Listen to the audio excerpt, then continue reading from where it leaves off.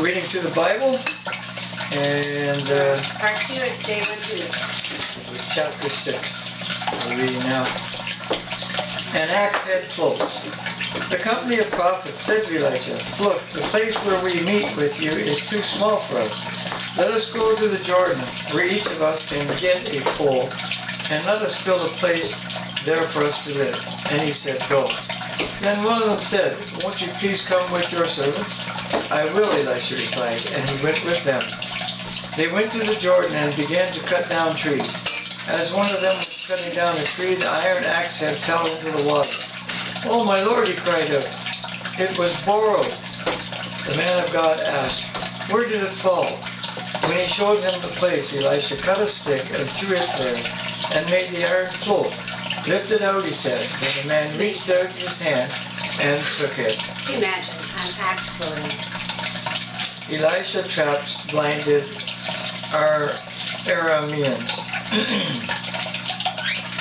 Now the king of Aram was at war with Israel. One time they were at peace with each other, the next time they're at war with each other. After conferring with his officers, he said, "I will set up my camp in such and such a place." The man of God sent word to the king of Israel, "Beware of passing that place, because the Arameans are going down there." So the king of Israel checked on the place indicated by the man of God. Time and again, Elisha warned the king so that he was on his guard in such places. This enraged the king of Aram. He summoned his officers and demanded of them, "Will you not tell me which of us is on the side of the king of Israel?" "None of us, my lord the king," said one of his officers, "but Elisha the prophet, who is in Israel, tells the king of Israel the very words you speak in your bedroom." "Go, find out where he is," the king ordered, "so I can send men and capture him." The report came back, "He is in Dothan." Then he sent horses and chariots and a strong force there. They went by night and surrounded the city. When the servant of the man of God got up and went out early the next morning, an army with horses and chariots had surrounded the city. "Oh, my lord, what shall we do?" the servant asked. "Don't be afraid," the prophet answered. "Those who are with us are more than those who are with them." And Elisha prayed, "O Lord, open his eyes so that he may see." Then the Lord opened the servant's eyes, and he looked and saw the hills full of horses and chariots, of fire all around Elisha. As the enemy came down towards him, Elisha prayed to the Lord, "Strike these men with blindness." So he struck them with blindness, as Elisha had asked. Elisha told them, "This is not the road, and this is not the city. Follow me, and I will lead you to the man you are looking for." And he led them to Samaria. After they entered the city, Elisha said, "Lord, open the eyes of these men so they can see." Then the Lord opened their eyes, and they looked, and there they were, inside Samaria. When the king of Israel saw them, he asked Elisha, "Shall I kill them, my father? Shall I kill them?" "Do not kill them," he answered.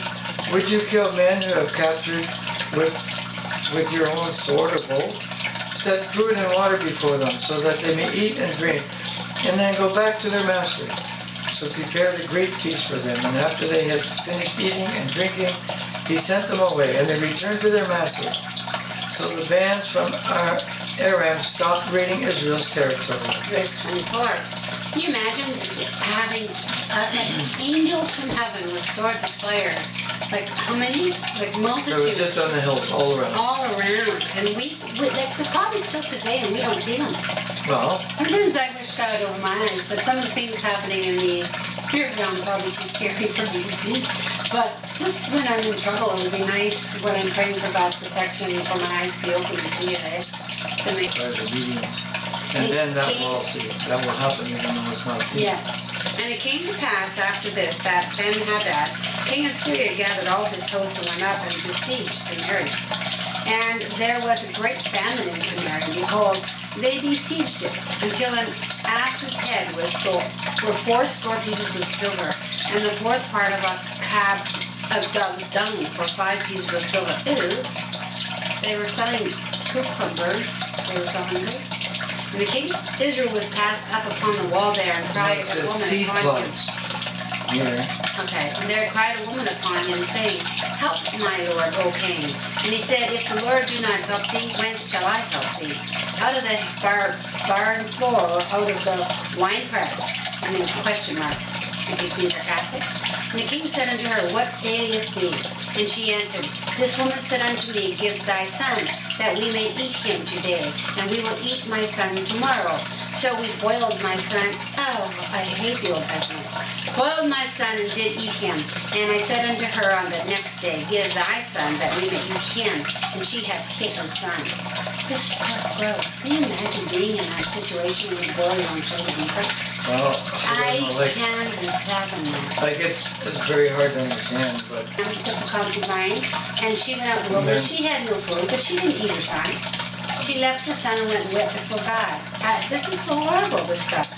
Well, anyways, it came to pass when the king heard the words of the woman that he rent his clothes, and he passed up by upon the wall. And the people looked, and behold, he had sackcloth within uppermost on his flesh. And he said, God, do so and more also to me, if the head of Elisha, the son of Shaphat, shall stand on him this day. But Elisha sat in his house, and the elders sat with him. And the king sent a man from before him. But ere the messengers came to him, and he said to the elders, See ye how the son of a murderer has sent to take away my head? Look, when the messengers cometh, shut the door, and hold him fast at the door. Is not the sound of his master's feet behind him? And while he yet talked with them, behold, the messenger came down upon him. And he said, Behold, this evil is of the Lord. What should I wait for the Lord any longer? Now, are we reading chapter 7 too? no, 4, 5, and 6. And that's it. You gotta wait in suspense Yeah. to hear the rest of the story for tomorrow. So we're turning on to Luke. And they have certainly experienced hard times. Horrible times. But it's no different than in times today. There's people who suffer terribly hard. Tsunami hit and people have nothing. But, you know, even in the Middle East and in the desert, I don't think they eat their children. I don't know. It was such a different attitude back then. It was like animalistic, like animals will eat their young. Anyways, verse 6 of chapter 24. Jesus appears to the disciples. While they were still talking about this, Jesus himself stood among them and said to them, Peace be with you. They were startled and frightened, thinking they saw a ghost. He said to them, Why are you troubled? And why do doubts rise in your minds? Look at my hands and my feet. Is it I myself? Touch me and see. A ghost does not have flesh and bones, as you see I have. When he had said this, he showed them his hands and his feet. And while they still did not believe it because of joy and amazement, he said to them, Do you have anything here to eat? They gave him a piece of boiled fish, and he took it and ate it in their presence. He said to them, This is what I told you while I was still with you. Everything must be fulfilled that is written about me in the law of Moses, the prophet, and the Psalms. Then he opened their minds so they could understand the scriptures he told them. This is what is written, that Christ will suffer and rise from the dead on the third day, and repentance and forgiveness of sins will be preached in his name to all nations, beginning at Jerusalem. You are witnesses of these things. I am going to send you what my Father has promised. Okay. But stay in the city until you have been clothed with power from on high. When he had led them out to the vicinity of Bethany, he lifted up his hands and blessed them. While he was blessing them, he left them and was taken up into heaven. Then they worshipped him and returned to Jerusalem with great joy, and they stayed continually at the temple, praising God. What's I was interesting having trouble reading that for a while. says, While they yet believed not for joy and wonder. How could you believe not when you're all full of joy and wonder? Like you're all excited because you see someone that you don't believe. Can this really happen? Is this really so? I'm so excited, but still. Am I dreaming? Yeah. Oh, okay. And that the end of today's meeting on Mother's Day. Sorry for the time twisting problem I had there. That's okay. We're not professionals, we're just trying to be obedient. Many things I don't understand about the world before Christianity. It just makes me realize over and over again what we're saved from. The world was so dark. When you read the Old Testament and you see how it was full of blood, murder, and even people killing their own children. You couldn't even trust your family members. They were killing each other. But outside the world of the influence of Christianity today, it's still the same. Well, but it doesn't seem to be as like I said when we that think you about, know of. Well, you're a sheltered girl. I suppose in some parts of the world it's pretty bad. Like when you think of, we just this week had news that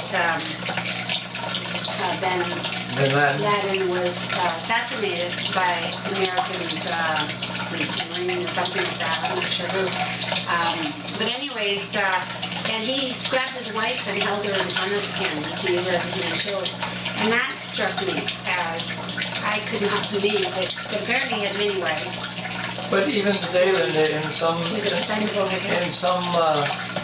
nations, if a girl wants to marry someone that the parents doesn't want her to marry, they'll kill her. Yes, I guess you're right. And I'm not, like, where's the respect for human beings, one for another? Right. And that only is, in all honesty, that is only Christian influence. That is. Outside of Christian influence, godly influence, because I think there are other faith groups like the Jews, for instance. Well, godly influence. Godly influence. And then it's God creator influence, because it's not where the people base their principles on the commandments of God. The God of creation. Yeah. Because all those people thought they worshipped a God, never living idol. Yeah. Baal and all those ones that burned the children at. What was the name of the one that burned the children at? You mentioned it yesterday.